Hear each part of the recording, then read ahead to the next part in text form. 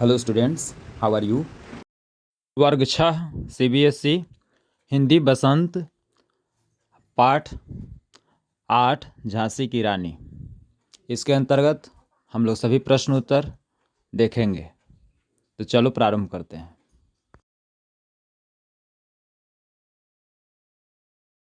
इस पाठ का पहला प्रश्न है, किंतु काल गति चुपके चुपके काली घटा घेर लाई। तो इस पंक्ति में किस घटना की ओर संकेत है? उत्तर, इस पंक्ति में रानी लक्ष्मीबाई के पति झांसी के राजा गंगाधर राव की अचानक मृत्यु से राजमहल और राज्य में शोक हो जाने की ओर संकेत है। अगला प्रश्न, काली घटा घिरने की बात क्यों कही गई है? उत्तर, जिस प्रकार आसमान में काली घटाएं घिरने पर सूर्य का प्रकाश कम हो जाता है, उसी प्रकार रानी लक्ष्मीबाई के पति गंगाधर राव की अचानक मृत्यु से रानी के जीवन में दुख के काले बादल घिराए और अंग्रेजों को राजा के राज्य को हड़पने का मौका मिल गया।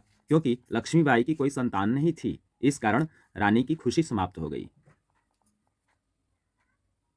अगला प्रश्न है, कविता की दूसरी पंक्तियों में भारत को बूढ़ा कहकर और उसमें नई जवानी आने की बात कहकर सुभद्रा कुमारी चौहान क्या बताना चाहती हैं? उत्तर, उस समय हमारा देश भारत अंग्रेजों के अधीन था। जनता स्वयं को गुलाम और असहाय अनुभव करती थी। सभी में निराशा थी। ऐसा लगता था कि भारत बूढ़ा हो गया है। झांसी की रानी द्वारा स्वतंत्रता की लड़ाई शुरू करने से देश में उत्साह का माहौल बना। लोग मिलकर स्वतंत्रता की लड़ाई लड़ने लगे। ऐसा लगा कि लोगों में नई जवानी आ गई हो। यही बात सुभद्रा कुमारी चौहान बताना चाहती हैं। अगला प्रश्न है, झांसी की रानी के जीवन की कहानी अपने शब्दों में लिखो और यह भी बताओ कि उनका बचपन तुम्हारे बचपन से कैसे अलग था। उत्तर, झांसी की रानी का बचपन का नाम छबीली था। वे बचपन से ही वीर थीं। बड़ी होने पर उनका विवाह झांसी के राजा से हुआ और रानी का नाम लक्ष्मीबाई पड़ा। झांसी के राजा गंगाधर राव की अचानक मृत्यु और कोई संतान न होने से अंग्रेजों ने लक्ष्मीबाई का राज्य हड़पना चाहा तो रानी ने युद्ध छेड़ दिया। झांसी की रानी का बचपन मेरे बचपन से अलग था। वह बचपन में बर्छी, ढाल और तलवार से खेलती थी, लेकिन मैं खिलौनों से खेलता था या थी। लड़के था लिखेंगे और लड़कियां अपनी नोटबुक में थी लिखेंगी।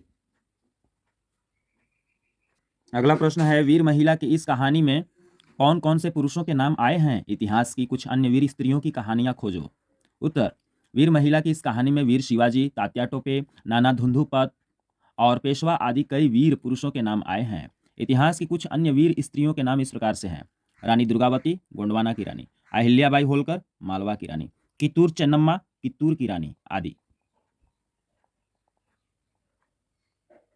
अगला प्रश्न है, कविता में किस दौर की बात है? कविता से उस समय के माहौल के बारे में क्या पता चलता है? उत्तर, इस कविता में स्वतंत्रता संग्राम के पहले दौर की बात है। उस समय भारत में लोगों के बीच एकता के अभाव में अंग्रेजों ने धीरे धीरे पूरे देश पर कब्जा कर लिया। इस संकट के समय में रानी लक्ष्मीबाई और अन्य वीर महिला पुरुषों ने अंग्रेजों के विरुद्ध देश के लिए स्वतंत्रता की लड़ाई लड़ी थी।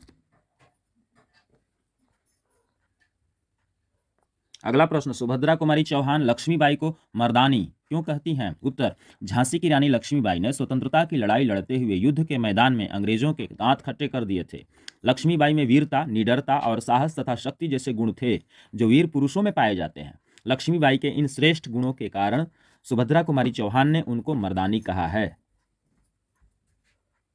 खोजबीन से, बर्छी, कृपाण, कटारी उस जमाने के हथियार थे। आजकल के हथियारों के नाम पता करो। उत्तर, आजकल बंदूक, मशीन गन, तोप, हवाई यान, पनडुब्बी, मिसाइलें, परमाणु बम और जैविक हथियारों का प्रयोग होता है।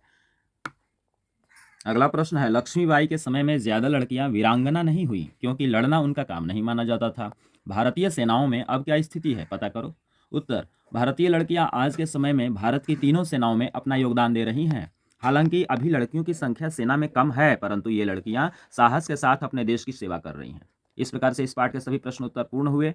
आप लोग अच्छे सुलेख में अपनी कॉपी में इसको नोट कर लेना और अच्छे से स्टडी भी कर लेना। तब तक के लिए बाय।